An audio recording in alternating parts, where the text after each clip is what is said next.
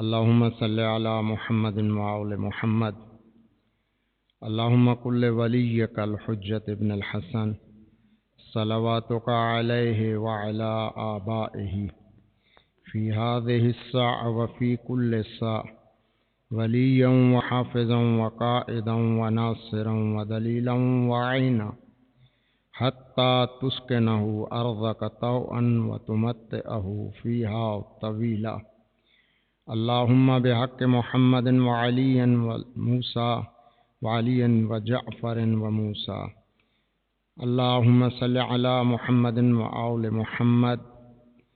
يا ابن زهراء بحق زهراء أدركني أدركني أدركني يا مولاي. اللهم صل على محمد وآل محمد صلوات.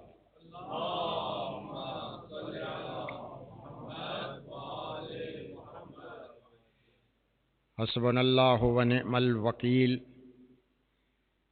نعم المولى ونعم النصير.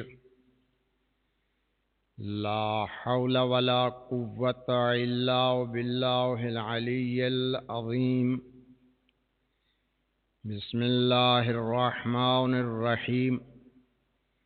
الحمد لله رب العالمين والعاقبة للمتقين والصلاة والسلام على أشرف الأنبياء والمرسلين سيدنا ونبينا وطبيب نفوسنا وحبيب قلوبنا وشفيع ذنوبنا، ثم الصلاة والسلام على الرسول المسدد المصطفى الأمجد المحمود الأحمد أبي القاسم محمد وآله الطيبين الطاهرين الغر الميامين المعصومين. أما بعد، فقد قال الله تبارك وتعالى في كتابه المجيد وفرقانه الحميد. بسم الله الرحمن الرحيم. هو الذي بعث في الأميين رسولا منهم يتلو عليهم آياته ويزكيهم ويعلمهم الكتاب والحكمة وإن كانوا من قبل لفي ضلال مبين. صلوات.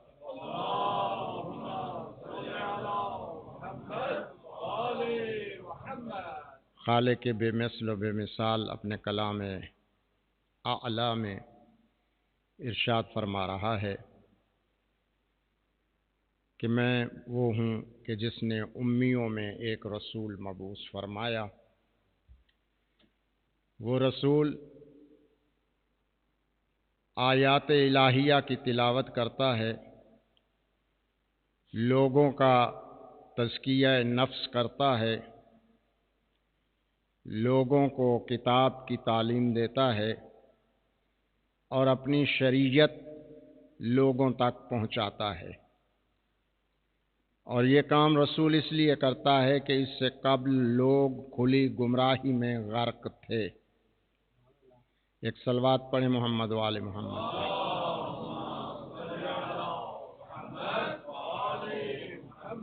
نعرہ تکبیر. اللہ کا نام بہت بلند ہے، بلند آواز سے نعرہ تکبیر. نعرہ رسالت.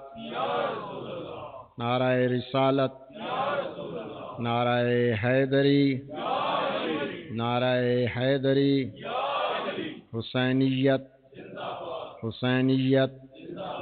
یزیدیت. یزیدیت. ایک بلند ترین صلوات پڑھیں محمد علیہ.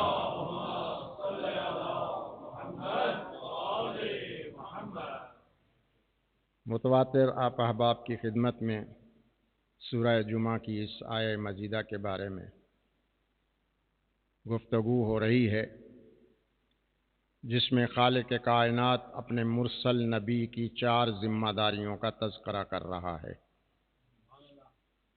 یتلو علیہم آیاتہ، آیات الہیہ کی تلاوت کرتا ہے، یزکیہم تزکیہ نفس کرتا ہے، یعلمہم الکتاب کتاب کی تعلیم دیتا ہے، یعلمہم الحکمہ اپنی شریعت لوگوں تک پہنچاتا ہے۔ یہ کام رسول کیوں کرتا ہے؟ اس لیے کہ لوگ کھلی گمراہی میں غرق ہیں۔ یعنی رسول کا منصب ہے انسان کو پستیوں سے نکال کر بلندیوں کی طرف لے جانا۔ رسول کا منصب ہے لوگوں کو جہالت سے نکال کر علم کی طرف لوٹانا۔ رسول کا منصب ہے کہ لوگوں کو ظلمت سے نکال کر نور کی طرف لانا۔ رسول کا منصب ہے سماج اور معاشرے کے لیے ایسے عملی اقدام انجام دینا کہ جن کے ذریعے سے انسان کو انسان سمجھے، نہ کہ وحشی، کیونکہ اللہ نے اس انسان کو اشرف بنا کر بھیجا ہے۔ خالق کائنات کی دوستو جتنی مخلوق ہے، تمام مخلوقات میں دو مخلوقات کو خالق نے مکلف بنایا ہے۔ مکلف ایک فقہی لفظ ہے، آپ مجھ سے زیادہ بہتر جانتے ہوں گے کیونکہ پڑھے لکھے معاشرے میں رہتے ہیں۔ مکلف اسے کہتے ہیں کہ جو جواب دہ ہو، اور خالق نے اس دونوں مخلوقات کو کیوں مکلف بنایا؟ اس لیے کہ ان کی خلقت سے پہلے ہادی برحق بھیجا،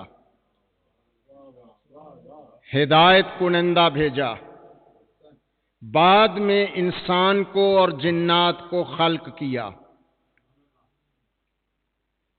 پہلے ہادی آیا، پھر انسان اور جنات کو اللہ نے خلق کیا۔ شاید کیا حقیقتاً یہ ہے کہ خالق جانتا تھا کہ اگر پہلے میں نے انسان کو پیدا کر دیا، بعد میں ہادی بھیجا، تو یہ سرکش ہے انسان۔ پہلے والا کہے گا کہ جی ہماری ہدایت کی نہیں ہے، ہم سے پوچھتا کیا ہے؟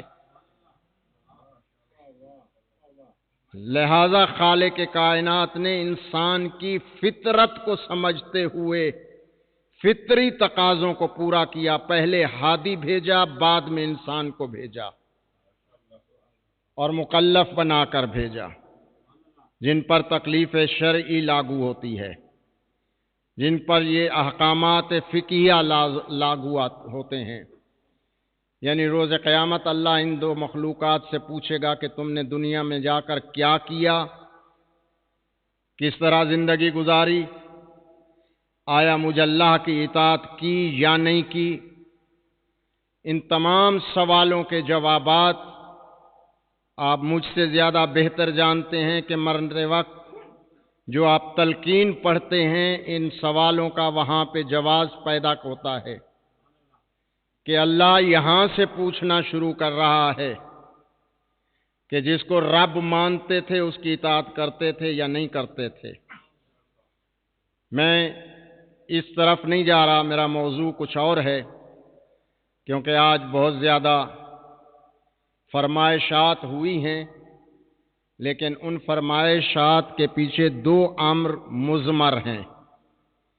ایک وقت کا قصیر ہونا، اور دوسرا یہ ہے کہ سننے والوں کا توجہ کے ساتھ سننا۔ کیوں میں پنجابی ہوں، سرائکی علاقے سے میرا تعلق ہے، آپ بھی پاکستانی ہیں، میں بھی پاکستانی ہوں۔ ہمارے علاقے کی رسم ہے کہ جب تک مجمع بولے نہیں، پڑھنے والا پڑھ نہیں سکتا۔ میں تو ایک چھوٹا سا طالب علم ہوں، مکتب آل محمد کا ایک طفل مکتب ہوں، میری کیا جرت ہے، لیکن بڑے بڑے خطباء سے میں نے یہ سنا ہے۔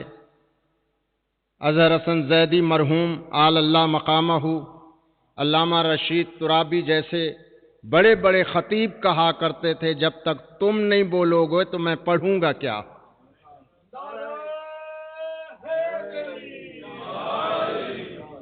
ذاکرین حضرات کہتے ہیں کہ جب تک سینے کے نیچے مجمع نہ ہو تو پھر پڑھنے کا مزہ نہیں آتا.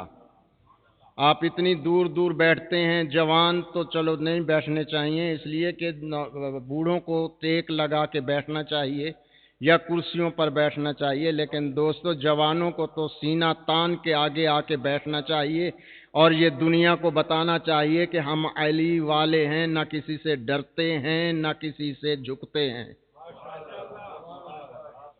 نعرہ تکبیر، بلند آواز سے نعرہ تکبیر، نعرہ رسالت، نعرہ رسالت، نعرہ حیدری، نعرہ حیدری، حسینیت، حسینیت، یزیدیت، یزیدیت، محمد و علی محمد بلند تر صلوات.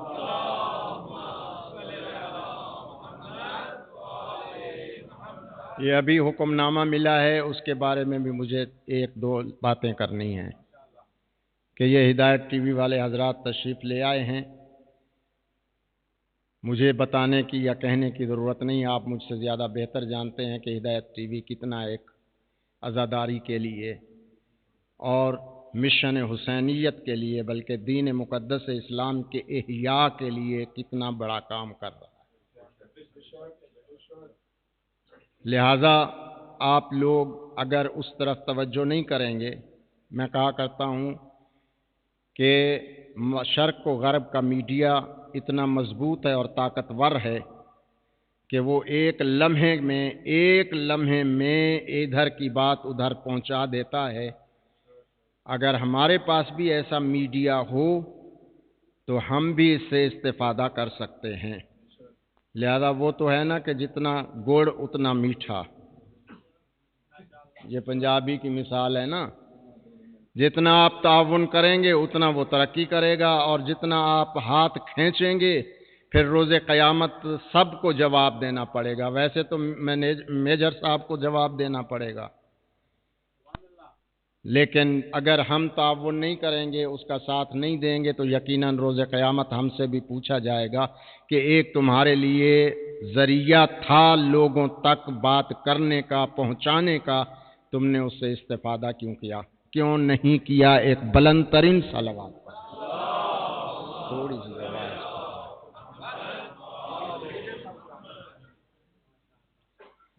محمد و علی محمد صلوات.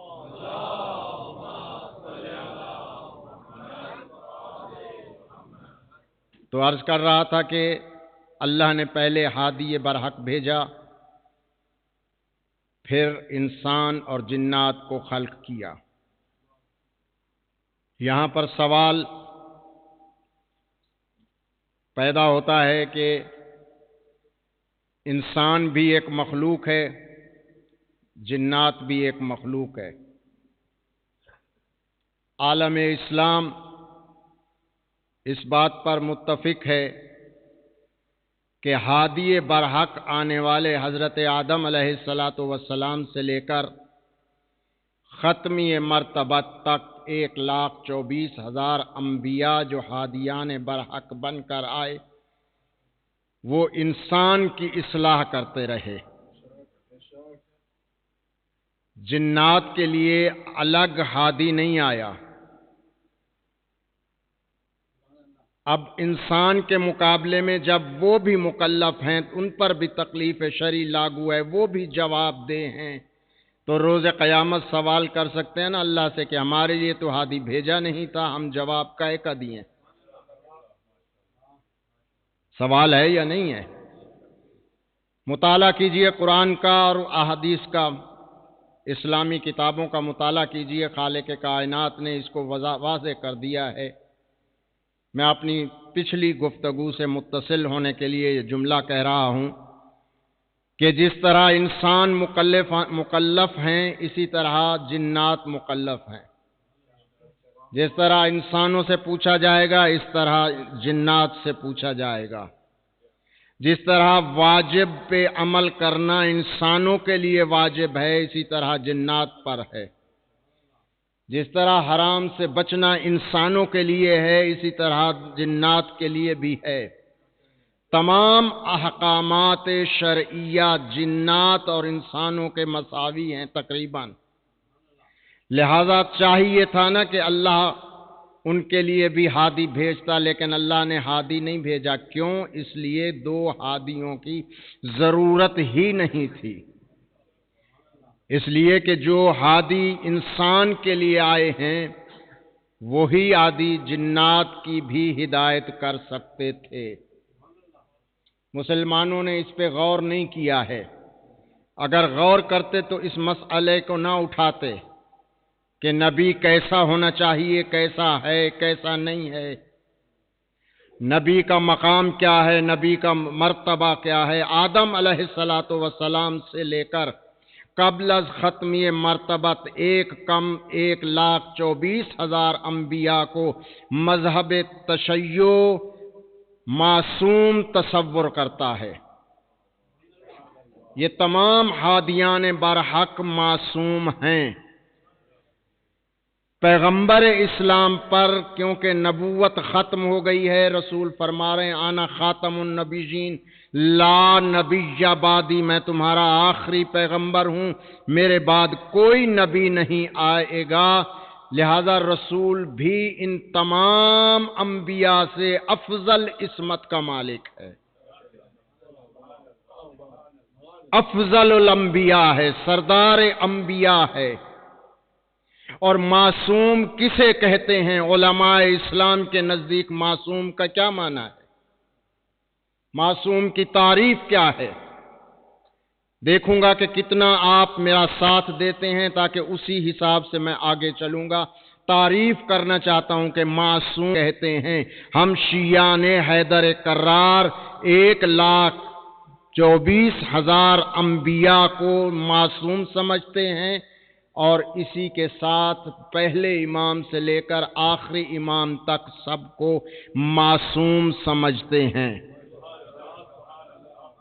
ہمارا عقیدہ ہے اور ہم ثابت کرتے ہیں، اور پہلے بھی میں کہہ چکا ہوں کہ ہمارے خوش عقیدہ علماء یہ ساری چیزیں ثابت کرتے چلے آئے ہیں، دنیا کو سمجھ نہیں آئی ہے، لیکن قرآن بار بار یہ پکار کر کہہ رہا ہے کہ ان انبیاء کی عظمت کیا ہے، معصومین کی عظمت کیا ہے۔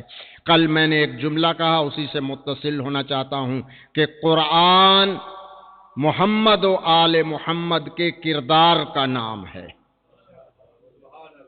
محمد و آل محمد علیہ السلام نے عمل پہلے کیا، آیتیں اور صورتیں بعد میں نازل ہوئیں، لہذا ہم انہیں معصوم سمجھتے ہیں۔ معصوم کی تعریف کیا ہے؟ معصوم اسے کہتے ہیں، علماء اسلام نے جو معصوم کی تعریف کی ہے کہ معصوم اسے کہتے ہیں کہ جو ماں کی گود میں سو کر لوح محفوظ کا مطالعہ کرے۔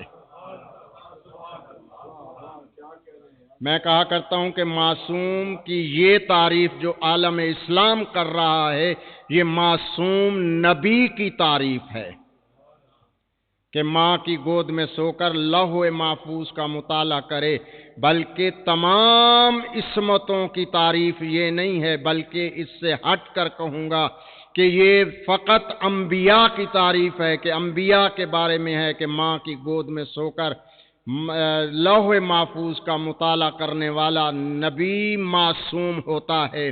اور میں بتاؤں، میں کہا کرتا ہوں کہ یہ معصوم نبی کی تعریف ہے۔ معصوم امام اسے کہتے ہیں کہ جو فقط ماں کی گود میں سو کر لوح محفوظ کی تحریر کو نہ پڑھے بلکہ تحریر کو بدل دے، اسے امام کہتے ہیں۔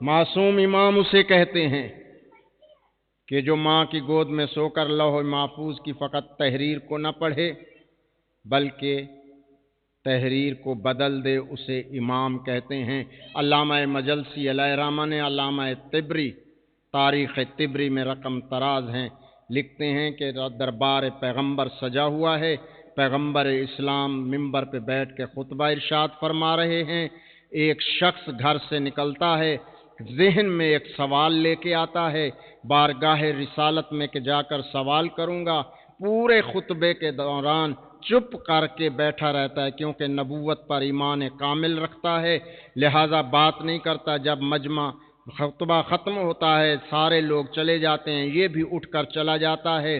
دوسرا دن آتا ہے، پھر ذہن میں سوال لے کے آتا ہے، پوچھتا کچھ نہیں، واپس چلا جاتا ہے۔ علامہ مجلسی علیہ رحمہ لکھتے ہیں کہ تیسرے دن جب آیا، محفل نبوی میں بیٹھا، خطبہ تمام ہوا، رسالت مآب نے اسے بلایا اور بلا کر کہا کہ عبد خدا گھر سے تو آتا ہے، تو یہ سوچ کے آتا ہے مجھ سے کوئی سوال کرے گا، لیکن سوال نہیں کرتا، چپ کر کے اٹھ جاتا ہے۔ کیوں؟ کہا کہ اے رسول، جرت نہیں ہوتی، ہمت نہیں ہوتی، میں جانتا ہوں کہ آپ دلوں کے رازوں کو جانتے ہیں، لہذا دل چاہتا ہے کہ میں کہوں تو گستاخی نہ ہو جائے۔ پیغمبر فرماتے ہیں اب تو بتائے گا یا میں بتاؤں؟ یا رسول اللہ اگر حوصلہ عنایت فرمائیں تو میں سوال کرتا ہوں۔ کہا کیا کہنا چاہتا ہے؟ آواز رسالت کا آنا تھا۔ یہ شخص پیغمبر کی طرف، نبی کی طرف دیکھا، رسول کی طرف دیکھا، دیکھ کر کہا یا رسول اللہ بے اولاد ہوں، اولاد چاہتا ہوں۔ رسالت مآب ایک لمحے کے لیے خاموش ہو گئے، لوح محفوظ کا مطالعہ کیا، آنے والے کو بتایا کہ تیرے مقدر میں اولاد نہیں ہے۔ علامہ کہتے ہیں کہ یہ سننا تھا تو پریشان ہو گیا، کیونکہ نبی پر ایمان رکھتا تھا، اصرار نہیں کر سکتا تھا۔ جب پیغمبر نے کہا کہ لوح محفوظ پہ تیرے مقدر میں اولاد نہیں ہے تو اس کے بعد کیا کہتا، لیکن اس نے کوئی پیغمبر سے بات نہیں کی۔ میں کہا کرتا ہوں رسول سب کچھ کر سکتا ہے، سوء استفادہ نہ ہو کہ کہیں میں یہ کہہ رہا ہوں کہ رسول نہیں کر سکتا۔ سب کچھ کر سکتا ہے، اور زبان سے بھی کر سکتا ہے، اشارے سے بھی کر سکتا ہے، لیکن رسول نے جواب دیا، یہ واپس چلا گیا، مسجد نبوی سے نکلا، پریشان تھا، پریشانی کے عالم میں گھر کی طرف روانہ ہوا۔ علامہ طبری لکھتے ہیں کہ ایک مرتبہ حسنین سامنے سے آتے ہوئے دکھائی دیے، علی کے بیٹوں کو دیکھا، لیکن پریشانی کے آثار ختم کرنے کی کوشش کی، کیونکہ فطرت انسان ہے، پریشان ہو تو پریشانی ظاہر ہوتی ہے۔ لہذا بڑے بھائی نے چھوٹے بھائی سے سوال کیا، کہا کہ یہ مسجد نبوی سے آ رہا ہے اور اس کے چہرے پر پریشانی ہے، لہذا اس سے پوچھو تو صحیح کہ یہ کیسی پریشانی ہے۔ اور یہ بھی میرا ایمان اور عقیدہ ہے کہ حسن و حسین جانتے تھے کہ پریشانی کیا ہے، لیکن جب تک سائل سے پوچھتے نہ وہ ہم تک بات پہنچتی نہ۔ لہذا قریب آ کر اس کی پریشانی کو دیکھا اور کہا کہ عبد خدا کہاں سے آ رہا ہے؟ کہ یا شہزادوں میں تمہارے نانا کی بارگاہ سے آ رہا ہوں۔ کہا کہ پھر پریشان ہو، یعنی میرے نانا کی دربار سے آ رہے ہو اور پھر خاموش ہو، پھر پریشان ہو؟ کہا کہ ہاں پریشانی ہے۔ کہا کہ کیا کہنے گئے تھے، کیا پوچھا تھا، کیا سوال کیا تھا، کون سی پریشانی ہے؟ کہا شہزادو تمہارے نانا کو کہا اولاد نہیں ہے، اولاد عطا کر۔ پیغمبر نے لوح محفوظ کا مطالعہ کیا، میرے مقدر میں اولاد نہیں ہے، تو پریشان نہ ہوں تو کیا ہوں؟ ایک مرتبہ شہزادوں کا سننا تھا، علامہ کہتے ہیں کہ کہا کہ آ ہمارے ساتھ چل۔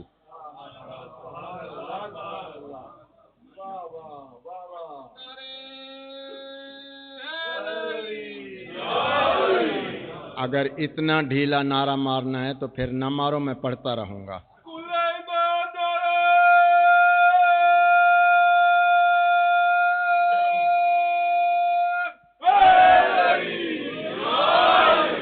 کیونکہ میں خاموش مجمع میں بھی پڑھتا ہوں، لاہور میں تاریخ میری جا کے دیں، خواجگان کے ہاں قبرستان میں مجالس ہوتی ہیں، میں وہاں پہ پڑھتا ہوں۔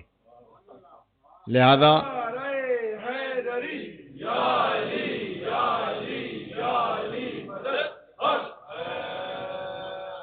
فضائل محمد و آل محمد پر بولنا مومن کی عظمت ہے،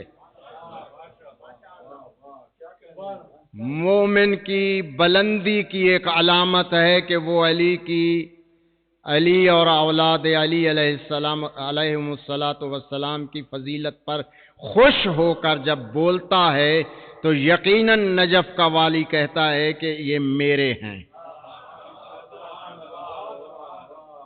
اگر میرے کی سند چاہتے ہو تو پھر تو ہر مجلس میں بولا کرو، یہ نہیں کہہ رہا کہ میرے سامنے بولو، لیکن اگر سند نہیں چاہیے تو پھر آپ کی مرضی۔ ایک صلوات پڑھیں محمد وآل محمد۔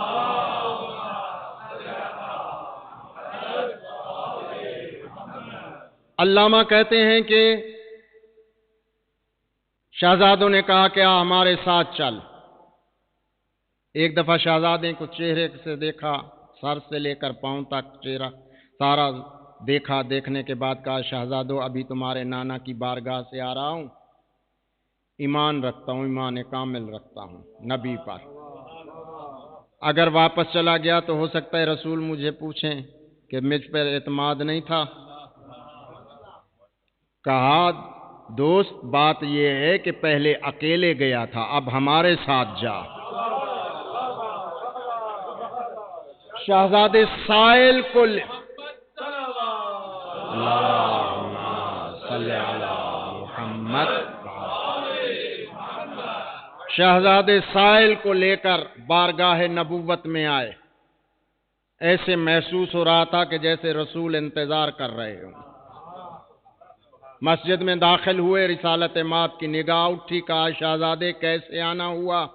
یقیناً جب شہزادوں کو دیکھا ہوگا تو اس شخص کو بھی دیکھا ہوگا۔ کہا شہزادے کیسے آنا ہوا؟ کہا نانا آپ کا دربار ہو، سائل سوالی بن کر آئے اور پریشان جائے، ہمیں گوارا نہیں۔ پیغمبر فرماتے ہیں بیٹا ان کے مقدر میں اولاد نہیں۔ شہزادے فرماتے ہیں نانا اگر اس کے مقدر میں اولاد ہوتی تو ہم کیوں آتے؟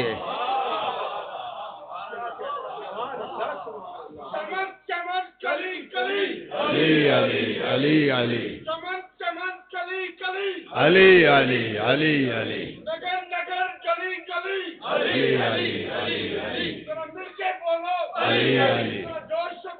علی علی علی علی علی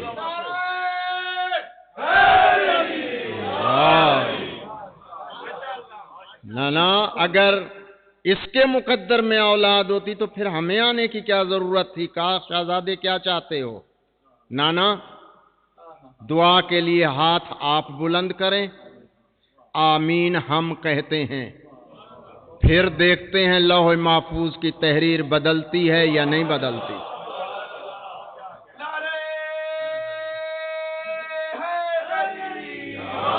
علی اللہم صلی علی محمد۔ علماء اعلام نے لکھا ہے ادھر پیغمبر کے ہاتھ بلند ہوئے، پیغمبر نے پہلی دعا کا پہلا جملہ کہا، فرماتے ہیں اللہم بحق علی جن،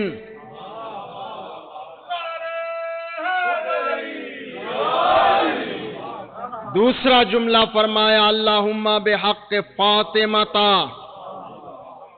تیسرا جملہ فرمایا کہ اللہم بحق الحسن والحسین، آنے والے سائل کی حاجت کو پورا فرما۔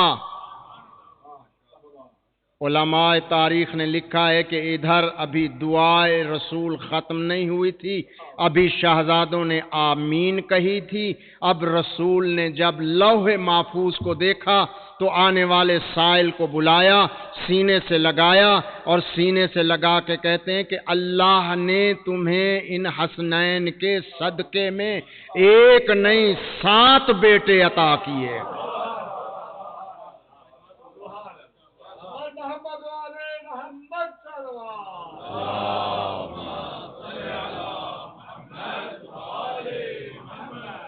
خوشنودی پنجتن پاک بلند تر سلامات۔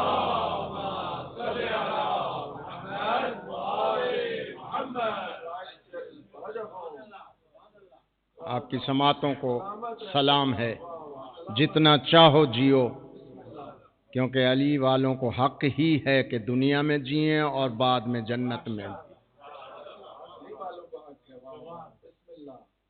ایک جملہ اگر اجازت ہے تو اور کہوں۔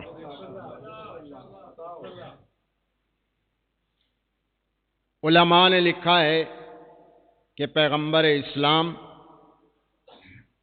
کے پاس لوگ آتے تھے، اپنے بھی بیگانے بھی، دوست بھی دشمن بھی، کیونکہ اس کی ایسی صفات کا مالک ہے نا کہ وہ کریم ہے، یہ بھی کریم ہے، اور جب رسول کریم ہے تو آئمہ بھی کریم ہیں۔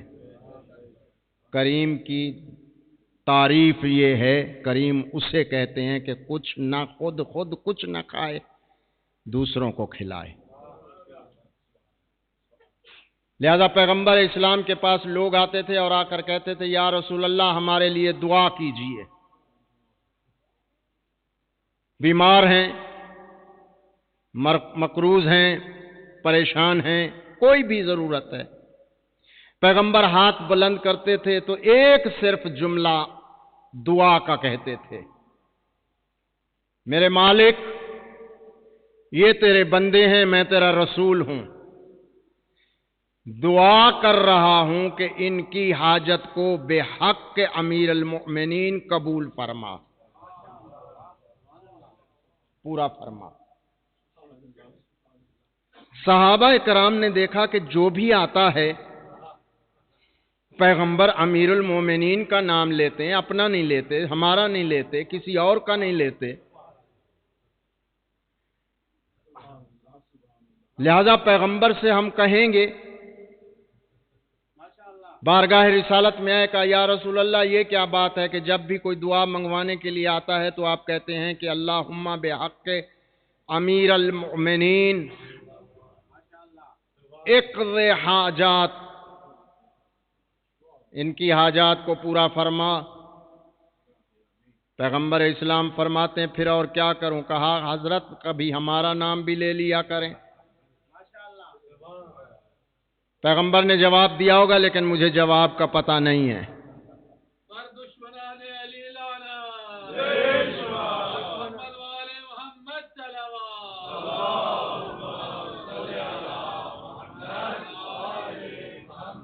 محفل نبوی میں بیٹھنے والوں نے فیصلہ کیا کہ چلو کوئی وقت تو آئے گا جب پیغمبر اپنے لیے بھی دعا کرے گا۔ ایک دن ایسا بھی آ گیا، پیغمبر نے اپنے لیے دعا کے لیے ہاتھ بلند کیے بارگاہ ربوبیت میں، تمام محفل میں بیٹھنے والوں کے سامنے، اور سامنے دعا کے لیے ہاتھ بلند کر کے فرماتے ہیں کہ اے خدایا بے حق کے امیر المؤمنین میری حاجات پوری فرما۔ کہنے لگے اب تو یک نہ شد دو شد، پہلے ان لوگوں کے لیے تھا اب اپنے لیے بھی یہی جملہ۔ کہا چلو کبھی تو وقت آئے گا کہ علی کو بھی ضرورت پڑے گی، پھر دیکھیں گے کہ رسول کس کا واسطہ دیتا ہے۔ علماء کتب اسلامیہ میں لکھتے ہیں کہ ایک مرتبہ امیر کائنات نے اسی پورے مجمع کے ساتھ مسجد میں بھرے ہوئے لوگوں کے سامنے کہا یا رسول اللہ آج میں پریشان ہوں، میری پریشانی دور کرنے کے لیے دعا مانگیں۔ ایک مرتبہ پیغمبر کے ہاتھ اٹھے بارگاہ ربوبیت میں اور پیغمبر فرماتے ہیں کہ خدایا تجھے علی کے حق کا واسطہ علی کی حاجت پورے فرما۔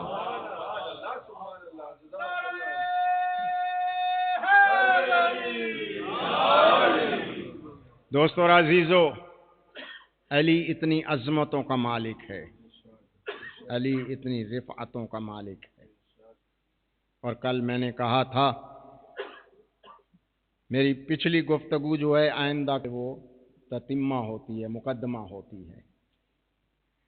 میں نے کہا تھا کہ یہ لوگ محمد و آل محمد علیہ السلام الہی یونیورسٹی کے فارغ التحصیل ہوتے ہیں، یہاں پہ آ کر علم حاصل نہیں کرتے۔ کائنات میں دکھاؤ کوئی ایسا انسان کہ جو اس خاندان کے علاوہ کوئی ہو، کسی کو کچھ کہنے کی ضرورت نہیں ہے، میں کہا کرتا ہوں میرے اپنے ائمہ کی فضیلتیں ہی اتنی ہیں، وہ بیان کرتے جاؤ سارے راستے کھلتے جائیں گے۔ پیغمبر فرماتے ہیں انا مدینۃ العلم وعلی بابھا، میں علم کا شہر ہوں، علی اس کا دروازہ ہے۔ باب دروازے کو کہتے ہیں، مدینہ شہر کو کہتے ہیں، یعنی رسول ہے شہر، علی ہے دروازہ۔ انا مدینۃ العلم وعلی بابھا۔ اب دنیا پوچھتی ہے کہ علی کتنی علم کا مالک ہے، یا بحث ہوتی ہے کہ رسول علم کتنا رکھتا تھا۔ میں یہ جملہ کہنے پر مجبور ہوں، مجھے نہیں کہنا چاہیے تھا لیکن میں کہنے پر مجبور ہوں۔ جنہوں نے رسول کو اپنے جیسا کہا یا اپنے جیسا سمجھا، انہوں نے رسول کی عظمت کو سمجھنے کی کوشش ہی نہیں کی کہ رسول کتنی عظمتوں کا مالک ہے۔ جو علم کا شہر ہے اس کی عظمت کتنی بلند ہوگی۔ میں صرف باب شہر کی ایک مثال دینا چاہتا ہوں۔ میں نے کل کہا نا کہ امیر کائنات فرماتے ہیں میں سنی سنائی کا عالم نہیں ہوں، میں نے علم کی وراثت رسول کی زبان کو چوس کر حاصل کیا ہے۔ علم لدنی کا مالک ہے علی ابن ابی طالب علیہ الصلوۃ والسلام۔ دوستو اور عزیزو، علی علیہ الصلوۃ والسلام کی عظمتوں کو کاش دنیا سمجھ جاتی تو آج اتنی پریشانیاں نہ ہوتیں، اتنی مشکلات نہ ہوتیں جو آج ہم مشکلات میں گھرے ہوئے ہیں۔ اتنا بڑا عالم ہے، اتنا بڑا عالم ہے کہ جس کے علم کی مثال کائنات میں نہیں ہے بعد از رسول۔ یہ رجب کا مہینہ گزرا ہے نا، 13 رجب مناتے ہو یا نہیں مناتے؟ مجھے 13 رجب کے بارے میں نہیں کچھ کہنا، مجھے صرف ایک جملہ کہنا ہے۔ 13 رجب کو علی خانہ کعبہ میں تشریف لے آئے۔ ہمارا عقیدہ ہے، اہل سنت حضرات بھی مانتے ہیں، کتابوں میں بھی لکھتے ہیں کہ علی کعبہ میں تشریف لے آئے۔ کعبہ میں آئے، 3 دن رہے۔ تیسرے دن رسالت مآب خانہ خدا میں گئے۔ میں ارد گرد کی باتیں نہیں کروں گا، صرف علم علی کا ایک جملہ کہنا چاہتا ہوں کہ علی کب سے عالم ہے اور کتنا بڑا عالم ہے۔ علماء اہل سنت نے لکھا ہے کہ جب رسول 3 دن کے بعد خانہ خدا میں آئے ہیں، سب سے پہلے امیر کائنات کو اپنے ہاتھوں پر اٹھایا ہے۔ میں کہا کرتا ہوں جب امامت رحل نبوت پہ آئی، امامت اور رسالت کی دو آنکھیں چار ہوئیں، اس وقت رسول نے سب سے پہلا کلمہ امیر کائنات سے کہا کہ یا علی آج کچھ سننا چاہتا ہوں۔ یہ آج کا لفظ بتاتا ہے کہ پہلے بھی سنا کرتے تھے۔ اس پہ بحث نہیں کرنا مجھے کہ پہلے کب، لیکن علی نے لفظ سنے۔ رسول فرما رہے ہیں کہ علی آج کچھ سننا چاہتا ہوں۔ ایک مرتبہ علی کی زبان سے لفظ نکلے، سب سے پہلا دنیا میں آنے کے بعد کلمہ جو علی نے کہا کہ یا رسول اللہ کہاں سے سناؤں، کیا سناؤں؟ رسول فرماتے ہیں کہ یا علی جو تیرا جی چاہے وہی سنا۔ ایک مرتبہ میرا دل کہتا ہے کہ علی نے کہا ہوگا یا رسول اللہ میں ابو طالب کا بیٹا ہوں، مجھے علی کہتے ہیں، میں سائل کو سوال کے مطابق جواب دیتا ہوں۔ کہا یا رسول اللہ تورات سناؤں، انجیل سناؤں، زبور سناؤں، قرآن سناؤں؟ اتنا کہنا تھا، قرآن اترا نہیں تھا اس وقت، یہی ہے نا۔ لہذا رسول کو کہہ رہے ہیں کہ کون سی کتاب تلاوت کروں۔ ایک مرتبہ رسالت مآب فرماتے ہیں یا علی جہاں سے جی چاہے، علی نے بولنا شروع کیا۔ ایک مرتبہ پیغمبر فرماتے ہیں کہ یا علی تیری عظمتوں کو سلام کرتا ہوں، میں جانتا ہوں کہ تو علم لدنی کا مالک ہے۔ کہتے ہیں کہ جب رسول نے زبان چسائی تو 4 کتابوں کا عالم علی فرماتا ہے کہ میرے اندر نور علم اتنا سما گیا کہ میں تصور بھی نہیں کر سکتا تھا۔ میں کہا کرتا ہوں کہ علی اسے کہتے ہیں دوستو کہ جو 3 دن کے سن میں، 3 دن کا سن تھا نا، ظاہری طور پر اس دنیا پہ آئے 3 دن کا سن تھا۔ علی اسے کہتے ہیں جو 3 دن کے سن میں 4 آسمانی کتابوں کے عالم ہونے کا دعویٰ کرے، اسے علی کہتے ہیں۔ اور اگر دنیا اب بھی نہیں سمجھی تو ایک جملہ اور کہنا چاہتا ہوں کہ علی اسے کہتے ہیں کہ جس کے زچہ خانہ کو تعمیر کرنے والے معماروں کو مزدوری میں نبوت ملے، اسے علی کہتے ہیں۔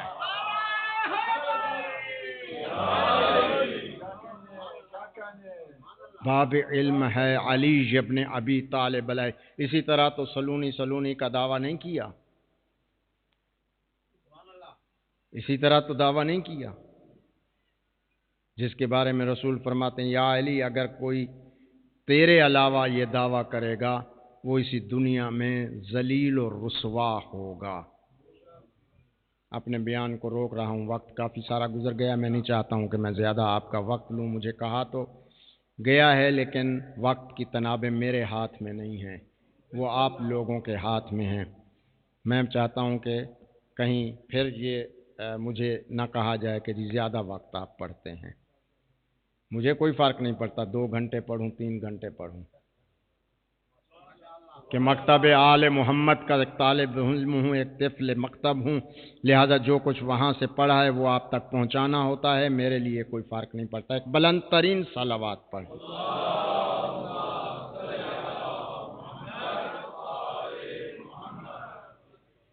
دوستو اور عزیزو، یہ خاندان بہت عظمتوں کا مالک ہے، اتنی عظمتیں ہیں جن کا شمار کائنات میں نہیں ہے۔ اگر ان کی عظمتوں کو اکٹھا کر کے کمپیوٹر جیسی چیز کو بھی کہا جائے تو وہ شمار نہیں کر سکتا۔ میں نے کئی دفعہ کہا ہے اور پھر اس جملے کو دہرا رہا ہوں کہ اس خاندان کا معصوم فقط عظمتوں کا مالک نہیں ہے، غیر معصوم بھی عظمت کے مالک ہیں، جن سے ساری زندگی مکروہ سرزد نہ ہوا ہو، جس نے ساری زندگی اللہ کے سامنے پیشانی جھکانے کے علاوہ کسی کے سامنے اپنی پیشانی نہ جھکائی ہو، اس خاندان کا وتیرہ ہے۔ رسول اور آل رسول علیہم الصلاۃ والسلام کی عظمتیں لوگ کاش سمجھ جاتے۔ میں کہوں گا آج جس کو رونے آئے ہو، ان کی مظلومیت، ان کی غربت دنیا کو سمجھ ہی نہیں آئی۔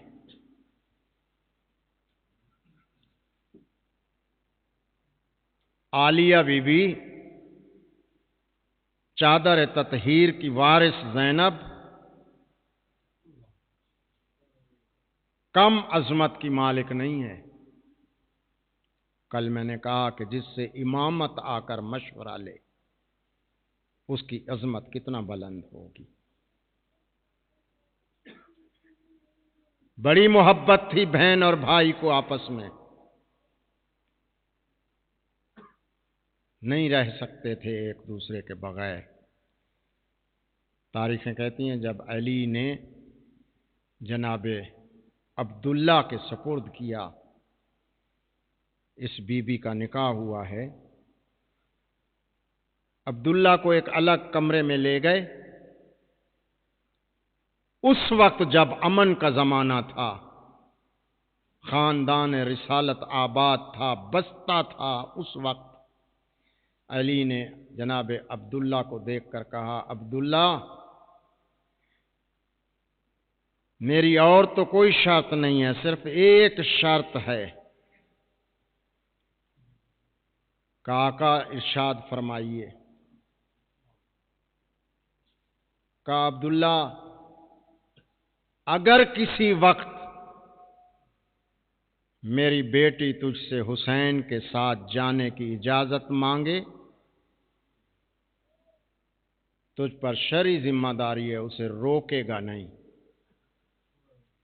عبداللہ کے ذہن میں یہ جملہ تھا۔ جب حسین نے تیاری کی ہے نا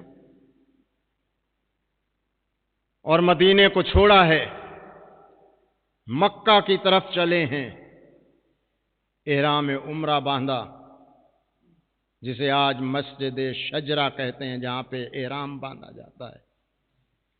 آل محمد کا یہ قافلہ جب وہاں پہ پہنچا، میرے آقا حسین نے جناب عباس کو بلایا اور بلا کر کہا کہ عباس، جی آقا، ایک خیمہ نصب کرو، میں کچھ آرام کرنا چاہتا ہوں۔ عباس نے یہ لفظ سنے اور سننے کے بعد عرض کی کہ یا حسین بھیا، یہ بتا کہ صرف آپ کے لیے خیمہ نصب کروں یا مستورات کے لیے بھی خیمے نصب کروں؟ کہا نہیں، اس لیے کہ میں تھوڑی دیر اس خیمے میں آرام کرنا چاہتا ہوں۔ حضرت عباس نے خیمہ نصب کیا، علی کا بیٹا خیمے میں آ کر آرام پذیر ہوا اور عباس کو بلایا۔ عباس جا باہر، جا کر دیکھ میرا ایک مہمان آ رہا ہے۔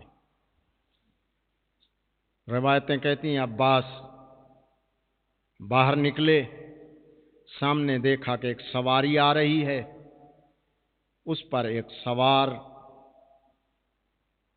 جب مسجد شجرہ کی سرزمین کے قریب پہنچے، سواری سے اترے، دو بچے ہیں، ایک طرف ہے، دوسرا دوسری طرف ہے۔ جو ہی نگاہ پڑی جناب عباس کی، دیکھا کہ یہ عبداللہ آ رہے ہیں، جعفر طیار کے بیٹے جناب عبداللہ۔ عباس آئے، حسین کو آ کر کہا کہ مولا جناب عبداللہ آ رہے ہیں، دو بچے اون و محمد ساتھ ہیں ان کے۔ مولا نے استقبال کیا، اپنے خیمے میں بلایا، آ کر بیٹھا۔ عجیب غربت کا جملہ جناب عبداللہ فرماتے ہیں، بہت بڑا جاگیردار ہے عبداللہ۔ جناب عبداللہ کی جاگیر فقط مدینے میں نہیں تھی، شام میں جہاں آج قبر سیدہ ہے، وہاں کی باغ کے مالک جناب عبداللہ تھے۔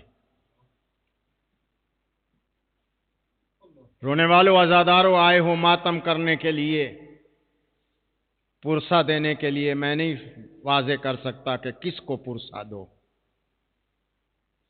کیونکہ اس گھر کا ہر فرد پرسہ لینے کے لیے تیار ہے۔ کہا عبداللہ کیسے آنا ہوا؟ کہا مولا مجھے اجازت دو، میں عالیہ بی بی سے یعنی جناب زینب سے کوئی بات کرنا چاہتا ہوں۔ میرے آقا فرماتے ہیں عبداللہ مجھ سے اجازت مانگنے کی کیا ضرورت ہے، تیری زوجہ ہے، جا اس سے بات کر۔ کہا کہ مولا آپ کی اجازت کے بغیر نہیں کرنا چاہتا تھا بات۔ آئے خیمے میں، آ کر جناب زینب سے ملے، سلام کیا، علیک السلام۔ جناب زینب نے عبداللہ کی طرف دیکھا، کہا کہ عبداللہ کیسے آنا ہوا؟ ذہن میں خیال آیا کہ ہو سکتا ہے کہ عبداللہ مجھے لینے آیا ہو۔ ارشاد کیا، فرمایا کہ اے عبداللہ اگر مجھے لینے آیا ہے نا، تو میرا حاکم شرعی ہے، میں تیرے ساتھ تو ضرور جاؤں گی، لیکن زندہ نہیں جاؤں گی، میرا جنازہ تیرے ساتھ جائے گا۔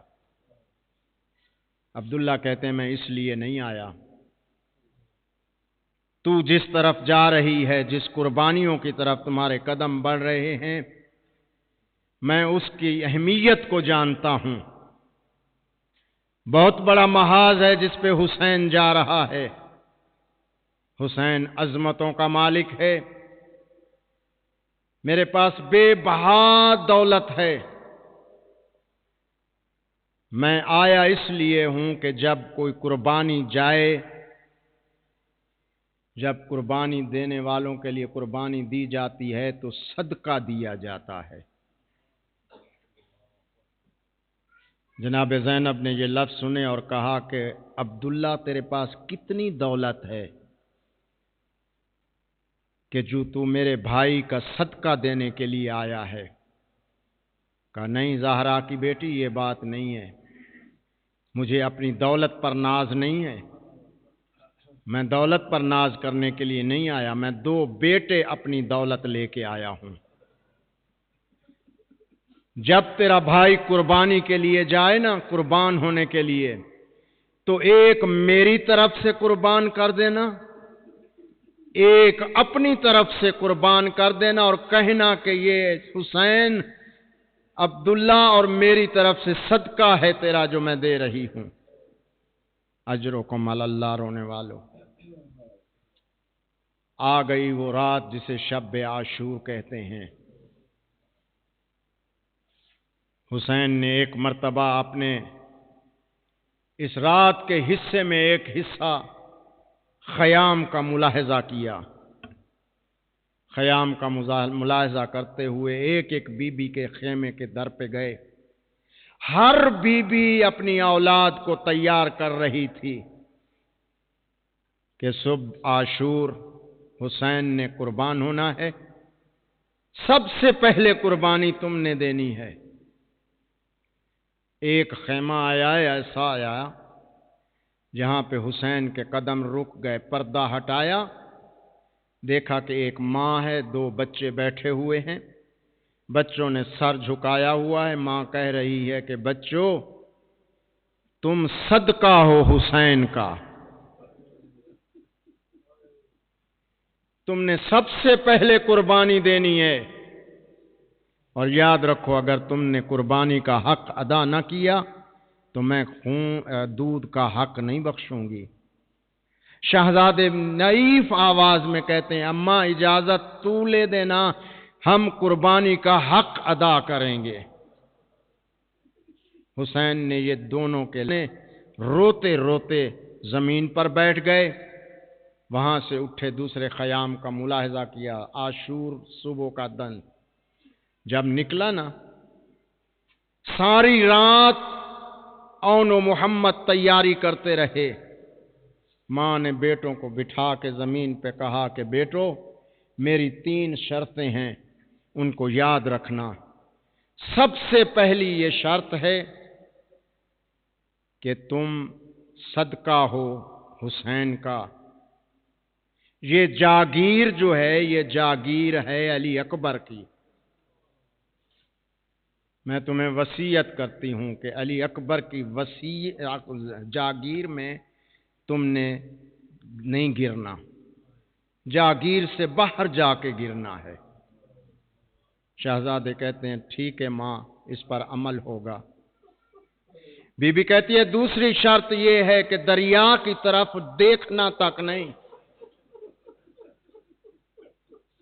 پانی پر نگاہ نہیں اٹھانی۔ رونے والوں یہ جملہ سننے کے قابل ہے۔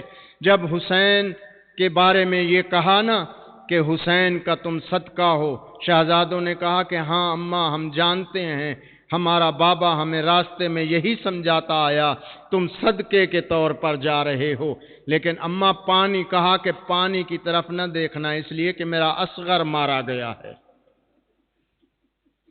میرا حسین پیاسا ہے، میرا اکبر پیاسا ہے۔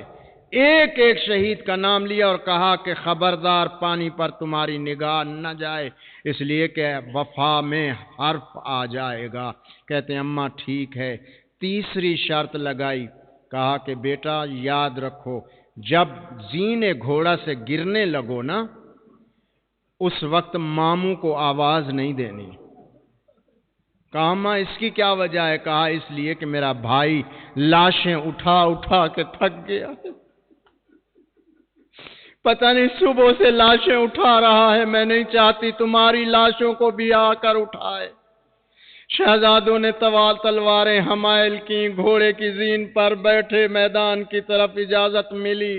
تاریخیں کہتی ہیں جب حسین کے پاس آتے تو آ کر کہتے ماموں اجازت دو ہم میدان جانا چاہتے ہیں، اور حسین فرماتے شہزادے تم جیسے نفیس بچے میدان نہیں جاتے.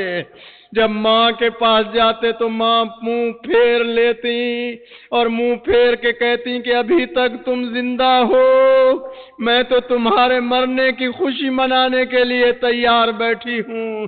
ایک مرتبہ میدان کی طرف آئے، میدان میں آ کر لڑنا شروع کیا. کئی دشمنان حسین کو واصل جہنم کیا. کتب تواریخ کہتی ہیں کہ ایک مرتبہ اتنا جوشیلا حملہ کیا کیونکہ بی بی نے کہا تھا تم علی کے نواسے ہو، جعفر طیار کے پوتے ہو، جب تم میدان میں جاؤ تمہارا انداز جنگ کا ایسا ہو کہ تمہیں پوچھنے کی ضرورت نہ پڑے ان لوگوں کو کہ تم کون ہو، بلکہ دیکھیں تمہارے جوہر دیکھ کے کہیں کہ یہ علی کی شجاعت کے وارث ہیں، یہ جعفر طیار کی شجاعت کے وارث ہیں. ایک مرتبہ جنگ کرتے کرتے ایک مرتبہ آئے کہاں عمر سعد کے خیمے میں. عمر سعد کے خیمے میں آنا تھا، تلوار نیام سے نکلی ہوئی تھی، تلوار کو لہرایا. اب ظالم نے دیکھا کہ یہ مجھ پر وار کرنا چاہتے ہیں، سپاہیوں کو بلایا اور کہا کہ کوئی انداز پیدا کرو تاکہ یہ مجھ پر حملہ نہ کر سکے. اب شہزادوں کی طرف دیکھ کر کہے کہ اونو محمد تم یہاں لڑ رہے ہو، تمہاری ماں کی چادر اتر گئی ہے. یہ کہنا تھا یا شہزادے باہر نکلے. ان ظالموں نے تلواروں اور خنجروں سے وار کیا. ابھی یہ جاگیر علی اکبر تھی جہاں گھوڑے موجود تھے، لیکن ایک دفعہ شہزادوں کو زخم لگنا تھے. ماں کی وصیت یاد آئی اور شہزادے جو ہیں گھوڑے دوڑا کر کربلا کی زمین سے باہر نکلے اور نکلنے کے بعد کہا اماں ہم نے حق ادا کر دیا، اماں ہم جاگیر علی اکبر پہ نہیں اترے، ماموں کو نہیں بلایا بلکہ وہاں دور سے کہا کہ اماں ہمارا سلام آخر ہو. شہزادوں نے سلام کیا. حسین روتے ہوئے چاہتے تھے کہ وہاں جائیں جہاں پہ اون و محمد گرے ہیں، لیکن زہرا کی بیٹی کہتی ہیں کہ جب تک حسین خوش تھے یہ شہزادے زندہ تھے لیکن میں پریشان تھی. جب زینے گھوڑا سے گر گئے حسین غمگین ہو گیا اور میں خوش ہو گئی کہ خدایا میری قربانی قبول ہو گئی، میرا صدقہ قبول ہو گیا. اب بھائی اٹھنے لگا، حسین کا ہاتھ پکڑا اور کہا کہ حسین کہاں جاتے ہو؟ عرض کی کہا کہ بہن میں محمد و ان کے لاشے پہ جاتا ہوں. کہا کہ نہیں حسین میں نے منت مانی تھی لہذا اس کی لاش پہ ان کی لاشوں پہ کوئی نہیں جائے گا.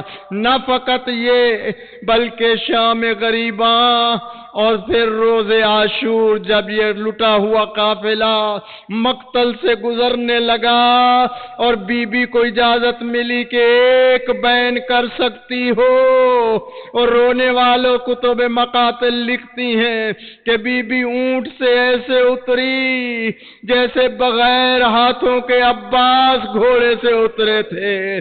اتر کر کھڑی ہو گئی اور ایک ایک بی بی سے کہا کہ جاؤ اپنے وارث کی لاش پہ بین کرو.